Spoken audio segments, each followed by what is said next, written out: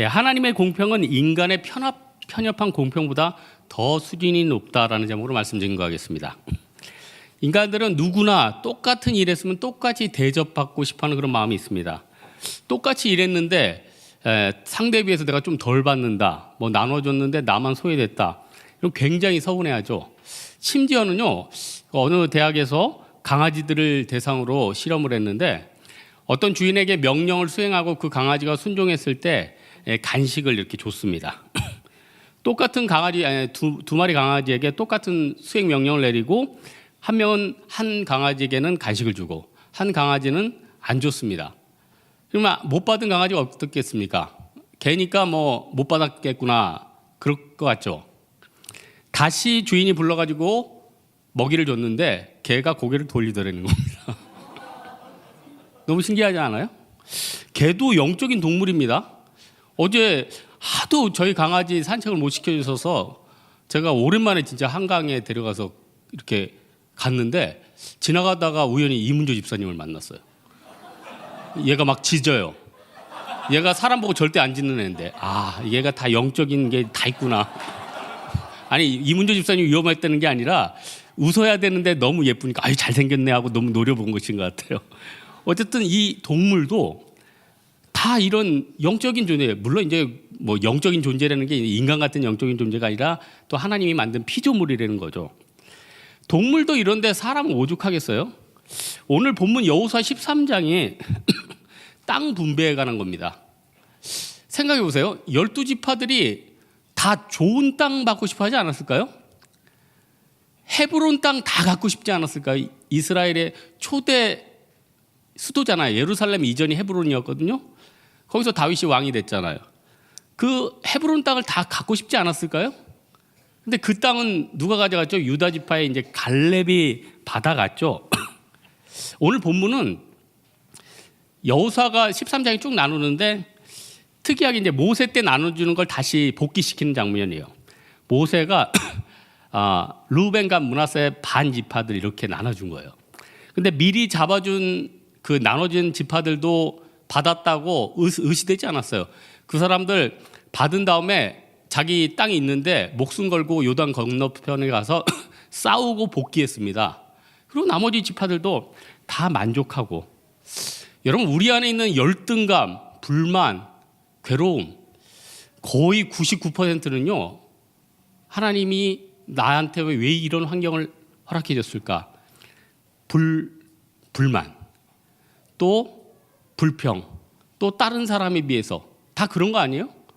여러분 청소년기 때 나는 얼굴이 왜 이래? 내 키는 왜 이래? 나는 뭐 이래? 이거 다 어디서 온 거예요? 하나님이 주신 거 만족 못하는 거 아니에요? 왜 나는 이렇게 저주받았나? 이런 거 아니에요? 아니, 딴집 부모들은 저렇게 팍팍 밀어지는데 왜 우리 부모는 내가 우리 부모의 빚을 갖고 있어야 되나? 그런 사람들도 많아요. 다 어떻게 보면은 이 상황에 대해서 이것저것 비교하고 만족하기보다는 불평하고 불만하고 또 눈에 보이니까. 근데 오늘 본문의 말씀은 하나님의 공평이 인간의 공평하고 수준이 다르다는 거예요. 여러분, 진짜 공평의 정의가 뭡니까? 여러분, 공평이 뭐예요? 그냥 쭉 균등하게 나눠주는 게 공평이에요? 여러분, 세상이, 사회가 이런 공평이라는 미명하에서 얼마나 많은 것이 불합리하고요, 도덕적 해이가 일어나고요, 게으르고요, 세상 원망하고 다른 사람 다 책임을 전가하는 게 너무나도 많다는 겁니다. 출애굽한 백성들이 첫 번째 범죄가 뭐예요? 불평이에요. 비교예요. 공평에 대한 주장이에요. 뭐냐? 왜 하나님이 너 모세하고만 이야기하느냐? 우리 아론하고도 이야기한다. 니네 누나 미리암하고도 얘기한다. 이거 아니에요? 우리 백성과도 이야기한다. 맞는 것 같아요. 굉장히 공평한 것 같아요. 근데 거기에는 굉장히 제한적이고 굉장한 교만이 있어요. 하나님이 생각하는 공평은 똑같이 나눠주는 게 아니에요. 가장 합리적인 거예요. 길게 봤을 때 최고. 여러분, 학생 때 줄 서면 어떻게 되죠? 키가 작은 순에서 큰 순으로 세워요. 왜냐면 큰 애들은 뒤에서 크니까 잘 보이잖아요. 이렇게 보면 되는데 작은 애들이 뒤에 가면 잘 안 보일 거 아니에요? 쭉 섰어요. 제가 군대 갔더니 제가 당당하게 앞쪽에 가려고 그랬는데 저보고 뒤쪽으로 가래요. 그래서 이런 적 처음인데 그랬는데 군대에서는요 제일로 등발 좁고 제일 큰 애를 맨 앞에 세워요. 189부터 앞에 189, 188 이렇게 쫙 세우는 거예요. 그래서 야 이거 이렇게 뭐가 이렇게 불공평한가? 그게 불공평한 게 아니에요. 군이라는 거는 지금 공부하는 거 아니에요. 상대랑 싸우는 겁니다. 그러니까 맨 앞에 등발 제일 좋은 애들이 싸워가지고 걔네들이 적을 막아줘야지 뒤에 애들이 덜 다칠 거 아니에요. 그리고 그리고 군대라는 게 또 다른 나라도 군대를 다 사진 찍는데 앞에서 작은 소리 나면 뭐 사개오 모인 것도 아니고 좀 이상하잖아요. 그래서 군대에서는 등발 제일 좋은 애들 맨 앞에 세우는 겁니다. 이거는 불평등이나 공평 안 한 게 아니라 어떻게 보면은 합리적인 거죠. 하나님도 이렇게 봐요. 여러분, 왜 나는 이런 일을 이 시점에 이렇게 당했을까? 지금 너무나도 이해 안 되는 분이 있죠. 아니, 이 시점에 이렇게 힘든데 더 일이 돋보여서 주님 앞에 열심히 기도하는데. 제가 금주에 아주 특이한 간증을 제 제자 한 명한테 들었습니다. 얘가 다리 신경에 문제가 있는지 앉지를 못해요. 근데 회사에서 앉아서 업무를 봐야 되는데 앉지를 못하니까 업무를 못 보잖아요. 휴직을 했어요. 6개월간. 쉬었다가 이제 회복되면 가려고. 근데 더 놀라운 일이 벌어졌어요. 쉬는 휴직 기간 동안 자동차가 와가지고 그 아픈 다리를 받아버린 거예요. 그래서 하나님 앞에 기도해요. 하나님, 제가 지금 다리가 아파서 쉬고 있는데 차가 와서 제 아픈 다리를 깔면 어쩌란 말입니까? 근데 그 다음에 놀라운 일이 생겼어요. 그 다리에 충격을 받고 이제 앉을 수 있게 됐대요. 회사에 복직을 하고 보상금을 받게 됐대요. 받아가지고 신경이 들어갔나 봐요. 여러분, 우리는 도저히 납득이 안 되잖아요. 하나님이 이렇게 일하십니다. 14장 다음 장에 보면 갈렙이 내가 헤브론 땅을 나에게 주십시오 이래요. 원래 민수기에 보면은 갈렙하고 여호수아 빼고 다 죽었다고 그래요. 그러면은 여호수아가 갈렙 보고 얼마나 반가웠겠습니까? 야, 팔은 안으로 굽는다고 우리 그때 같이 정탐안으로 수고했지. 제일 좋은 땅 받아라. 이래서 좋겠습니까? 그게 아니에요. 당시에 헤브론 땅은 서로 안 가려고 그랬어요. 왜냐? 헤브론 땅에는 누가 살고 있었냐면 아낙 자손이 있었어요. 평균 신장 제일 큰 애들. 지금으로 말하면은 전 세계에서 아낙 자손이 누굽니까? 네덜란드가 이제 평균 키가 182, 3이래 남자들이. 그러니까 웬만하면 네덜란드에서는 뭐 190 그런 거죠. 그러니까 아낙 자손이 있으니까 다 골리앗이니까 12지파들이 별로 거기에 싸우고 싶어 하지 않는 거예요. 그런데 70세 된 갈렙이 내가 가서 그 땅을 정복하겠다고 하니까 아무 지파도 말리지 않아요. 그러니까 어떻게 돼요? 여호수아가 아무도 반대하지 않네? 네가 가라. 그래서 네가 가라. 그러니까 들어간 거예요. 여러분 생각해 보세요. 서로 안 가려는데 불편한데 위험한 데는 사람들이 지원을 해도 안 말려요. 안 말린다니까요.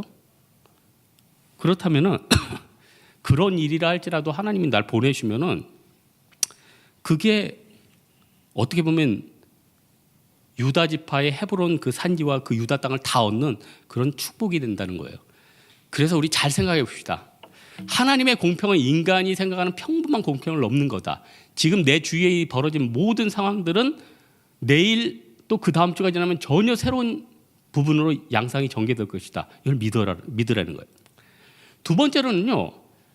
하나님은 축복을 개개인뿐만 아니라 공동체에도 준다는 거예요.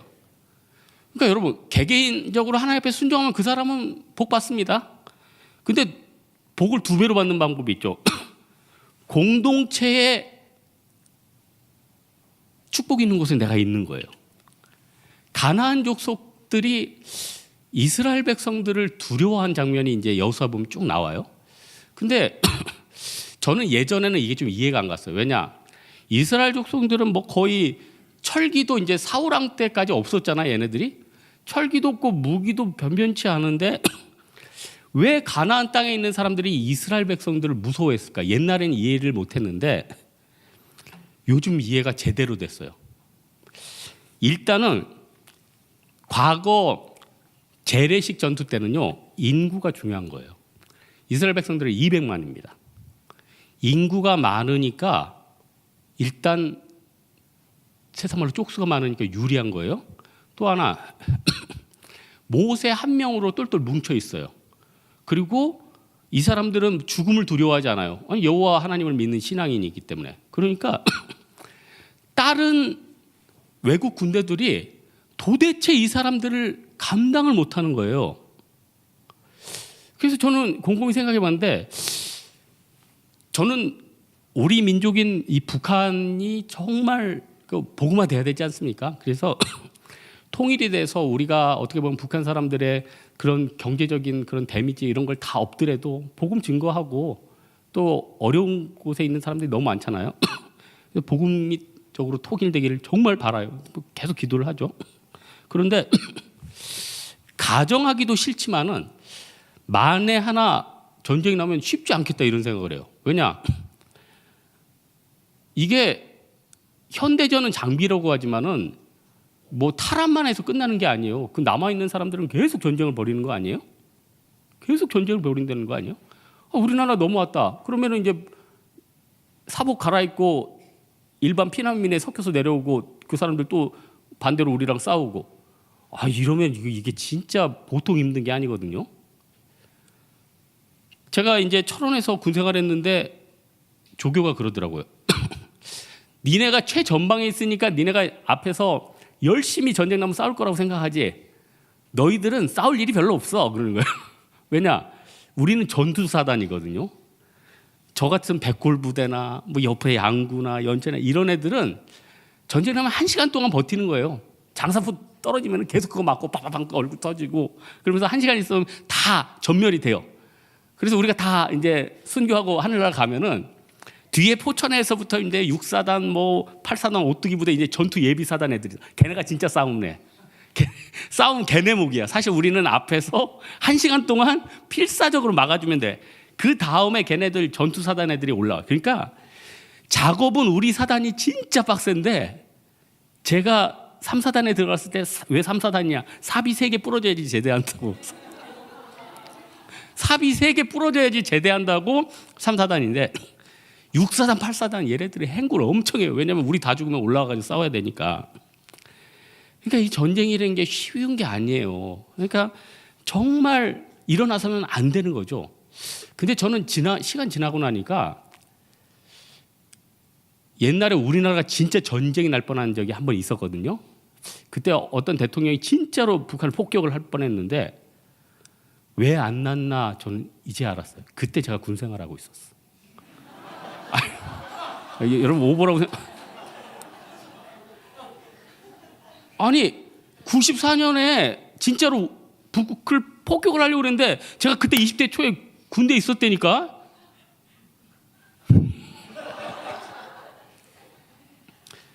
여러분, 하나님은요 개개인뿐만 아니라 공동체에 축복을 해주시는데 공동체를 통해서 보호도 해주십니다. 지금 여러분 세상에서 지금 예배 안 드리고 밖에 있는 사람 잘 쉬고 있을까요?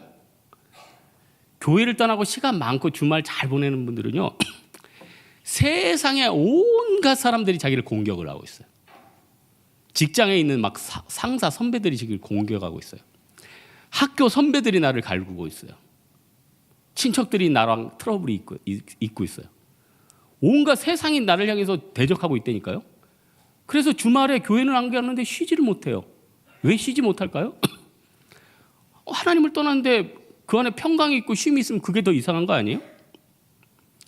오늘 본문 22절에 보면요 이스라엘 점술가 발람을 죽였다. 이거 모세가 죽였는데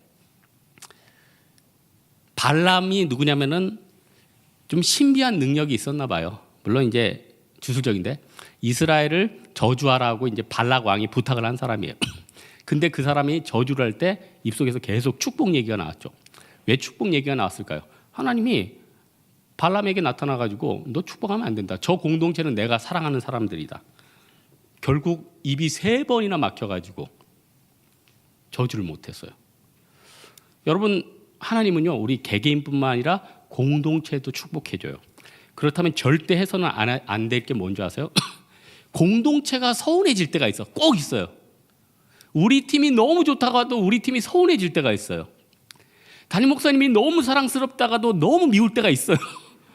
진장님이 너무 좋다가도 저 진장 진저리가 난다 할 때가 있어요. 그때 조심하라는 거예요. 아니 세상에 예수님 12제자 되는 게 얼마나 힘듭니까? 근데 가룟 유다가 됐는데 거기서 배반한다는 게 보통 확률입니까? 오죽했으면 예수님이 너는 진짜 태어나지 않는 게 더 나았겠다. 이런 얘기하지 않아요? 우리 꼭 기억해야 됩니다. 하나님이 축복을 주시는데 개개인뿐만 아니라 공동체를 축복한다. 그래서 절대로 공동체를 떠나면 안 된다. 이게 메시지라는 거예요. 마지막 메시지는 뭐냐면은 악은 웬만하면 제거하라는 거예요. 악은 제거하라는 거예요. 악을 왜 제거하라고 그랬을까요? 악은요, 이게 자꾸 퍼져요. 여러분, 소돔과 고모라가 뭐 남자들끼리 사랑을 하고 뭐 여자들끼리 사랑을 말이 지금 좋게 표현한 겁니다. 이게 사실 성경에서 로마서에서도 가증한 거라고 하잖아요. 근데 왜 소돔과 고모라에서 그걸 보통같이 여겼을까요? 그냥 그게 일상화가 된 거예요. 직장 생활하는 한 형제가 고백해요. 목사님, 내가 진짜 회식하러 가고 어디 유흥장 가면은 너무 유혹에 넘어가기가 쉽고 이 죄짓기가 너무 쉬워서 정말 가슴이 철렁철렁한데요. 돈이 많이 드는 것도 아니래. 돈 조금만 쓰면은 자기가 타락할 수 있고 범죄할 수 있고. 그래서 제가 그런 얘기했죠. 잠언 5장에 있죠. 죄된 곳은 다 가지도 마라. 잠언 5장에 있잖아요. 문구차에도 가지 말라. 그러니까 남 비방하는 자리, 음행이 있는 자리, 또 누구 모함하고자 하는 자리. 그런데 가지도 말라는 거예요. 저는 참 이번 주에 참 신기한 경험을 하나 했습니다. 내가 어떤 식재료예요. 식재료를 샀어요. 근데 이제 그 판 분이 저를 일부러 속이려고 그런 건 아니에요. 근데 이제 하여튼 그람이랑 몇 가지 해가지고 하여튼 더 많이 받았어요. 저는 그거 몰랐어요. 뭐 그렇다고 그 일일이 제가 집에 가서 그람 재보고 있겠어요? 저 그런 사람 아닙니다. 근데 우연히 그 앞을 지나가다가 이거 식재료가 참 좋았어요. 뭐 제가 만지니까 괜찮더라고요. 그런데 괜히 그분이 말을 버벅거리더니 제가 그때 그람 수를 잘못 계산했죠. 제가 물어보지도 않았어요. 근데 그러면서 그걸 다 다른 재료를 챙겨서 주는 거예요. 그래서 제가 속으로 어떤 생각을 했냐면은 그분이 무상하지 않았으면 제가 나타났는데 왜 갑자기 이렇게 뜨끔하고 저한테 그 식재료를 내놨을까? 그러면서 작은 생각을 했어요. 이 세상에 믿지 않는 사람이나 믿는 사람이니까 하나님이 그 사람 마음의 깊은 마음, 작은 속임수, 작은 생각을 다 꿰뚫어 보고 있다는 거예요. 여러분을 속이는 사람들 하나님이 다 꿰뚫어 보고 있어요. 그러면서 우리는 안심하죠. 동시에 내가 품은 작은 악한 마음도 알고 계시더라. 조심해야 돼요. 그래서 좋은 건 뭐냐면 하나님 앞에 그냥 드러내놓고 내놓는 거예요. 여러분 하나님 뺏는 분 아니잖아요. 더 좋은 거 주는 분 아닙니까? 그럼 그것 좀 못 믿겠어요? 예? 오늘 본문에 보니까 여러 가지가 있지만은 이스라엘 백성들이 참 힘들어하는 게 있었죠. 우상 숭배, 뭐 성적인 타락, 여러 가지가 있었지만은 다 지금 시대도 같은 유혹이에요. 똑같이 와요. 왜 미디안 여인하고 이스라엘 백성하고 이렇게 간음하는데 아론의 손자 엘르아살이 비느하스가 창으로 들고 2명을 죽였죠? 왜 죽였을까요? 비느하스는요, 큰아버지가 범죄 가지고 불에 타는 걸 본 애들이에요. 원래 아론의 첫째 아들 나답, 두 번째 아들 아비오 아니었어요? 세상에 아버지가 아론이니 얼마나 영광스러워요. 제사장 바로 되고 거기서 제단에. 근데 이 나답 아비오, 아버지의 신앙이 또 아들한테 전수가 안 되는 것 같아요. 술 취하고 자기들 마음대로 다른 불로 제사 드리다가 타버렸어요. 아들이 탔는데 꺼낼 수가 없어. 하나님이 존전해서 너무 거룩한 곳에서 죽어서. 그래서 이제 뭐 출애굽기나 이런 데 보면 모세가 다른 친척 시켜가지고 얘네들 끄집어내거든요. 죄는요, 별거 아닌데 막 잘합니다. 옛날에 저희 집 좀 오래돼가지고 장판에 곰팡이가 꼈는데 아버지랑 아무리 장판을 갈고 뭐도 안 돼. 근데 언제 그게 다 없었냐? 시멘 명갈이라고 아세요? 시멘트를 이제 아예 갈아버리는 거예요. 그러니까 지우는 게 아니라 갈아버렸어. 그러니까 없어져. 그러니까 없어지더라니까. 22절에 발람 선지자가 죽었는데 왜 죽였냐? 어떤 신학자가 그래요. 발락왕이 발람 선지자에게 저주를 하라 그랬는데 저주를 안 했어요. 그리고 나니까 계속 저주하라고 고관대작하고 돈을 많이 보냈어요. 그런데 이제 하나님이 입을 막으니까 못했죠. 그리고 나서 이제 그 다음 발람의 행적이 없는데 이 발람 선지자가 모세를 찾아갔대요. 모세, 저기 발락 왕이 나한테 엄청난 돈을 주고 당신을 저주하라고 했는데 내가 안 했어. 그러니까 나한테 돈을 좀 줘. 모세가 그거 들어주겠습니까? 거부했죠. 그리고 나서 이 발람이 미디안 왕한테 간 거예요. 그래가지고 모압 여자들을 푸십시오. 내가 그때 저주를 못했는데 모압 여자들을 풀면은 확실히 넘어갈 수 있습니다. 그래서 그 계략이 성공했어요. 24,000명이 이스라엘 사람들이 죽었어요. 여러분, 일단 죄는요, 나를 손해보게 한다니까요. 내 기회를 뺏어간다니까요. 온갖 사람들이 나를 대적하게 만든다니까요. 사람들이 나한테 시비를 거게 만든다니까요. 그러니까 어떻게 사는 게 지혜겠습니까? 그냥 하나님 앞에 하나님, 내 힘으로는 감당할 수 없습니다. 하나님께서 막아주시고 하나님 저는 연약합니다. 하나님께서 이 문제를 좀 해결해 주십시오. 그리고 항상 하나님의 품속에 들어가는 거예요. 계속 하나님의 품속에 들어가다 보면은 세상도 싫어지고 절제할 수 있는 것도 절제하게 도와주시고 길도 열린다는 거예요. 오늘 말씀의 결론 맺겠는데요. 하나님의 공평은 인간이 생각하는 공평보다 훨씬 수준이 높은 겁니다. 하나님의 상황은요, 지금 여러분 말도 안 되는 그 이상한 상황들을 통해서 지금도 일하고 계세요. 계속 일하고 계십니다. 여러분을 음해하는 세상의 직장 상사들과 주변 사람들과 이웃과 그런 사람들 하나님이 지금 다 보고 있어요. 내가 같이 범죄하고 맞짱 뜰 생각하지 마세요. 하나님이 대신 처단하십니다. 나는 어떻게 해야 돼요? 그 사람하고 싸울 생각하지 말고요. 내 자신을 정결케 하면 돼요. 최고예요, 최고. 예? 우리 사랑하는 홍대세교회 성도들, 하나님의 공평이 여러분 인생 가운데 놀랍게 일하는 여러분 되기를 주님의 이름으로 축원합니다. 예, 우리 찬양하겠습니다. 보라 너희는 두려워 말고